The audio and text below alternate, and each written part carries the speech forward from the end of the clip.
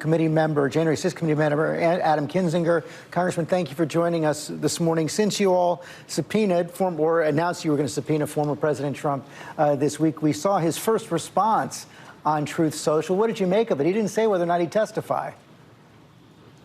Well, I mean, it was 14 pages of kind of it seems like every statement the former president does now is increasingly long and even more rambling. So I don't know. I couldn't glean whatever he got from that. What I know is we made a decision, and in front of the American people, not behind closed doors, to begin that process of subpoenaing the former president. He's required by law to come in, and he can ramble and push back all he wants. That's the requirement for a congressional subpoena to come in. There have been some suggestions that he may be willing, according to associates, to testify live before the committee. Is that something that's acceptable to you? Well, again, I think that's going to be a negotiation. I have long learned in this that people will say something publicly. Look at the former Secret Service members who claimed that Cassidy Hutchinson was lying when she obviously was not, about, overhearing that conversation of what happened in the limo. They claimed they'd come in and speak to us. They won't do it. They have yet to come in. So I'll only address that when we know for sure whether or not the president has tried to push to come in and talk to us live. You say he's obligated by law to respond to the subpoena. Do you believe that the Justice Department, if the president refuses, should hold him in criminal contempt? Look, that's a bridge we cross if we have to get there. Look, we well recognize the fact that because of the committee only being able to exist till the end of this congressional year, because that was the mandate, we're at a bit of a time limit here. And as we're wrapping up the investigation, we're also pursuing new leads and facts, and we want to speak to the president.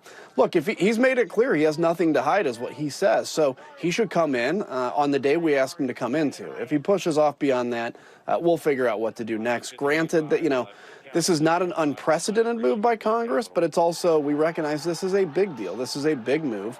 But this isn't about us. It's about the American people, George. Look, what happened on January 6th was terrible. What led up to that and what happened since is what I'm more worried about.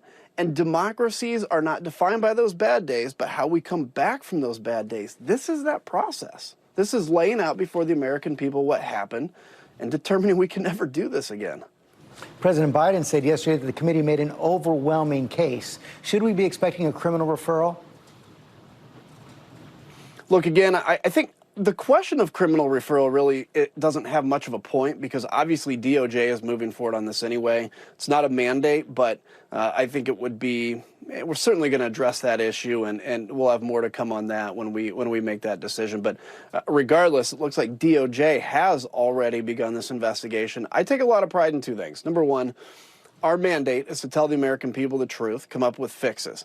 I know that my kid, and I know that, the craziest conspiracy theories kid in 10 years is going to believe that it was Donald Trump that started January 6th.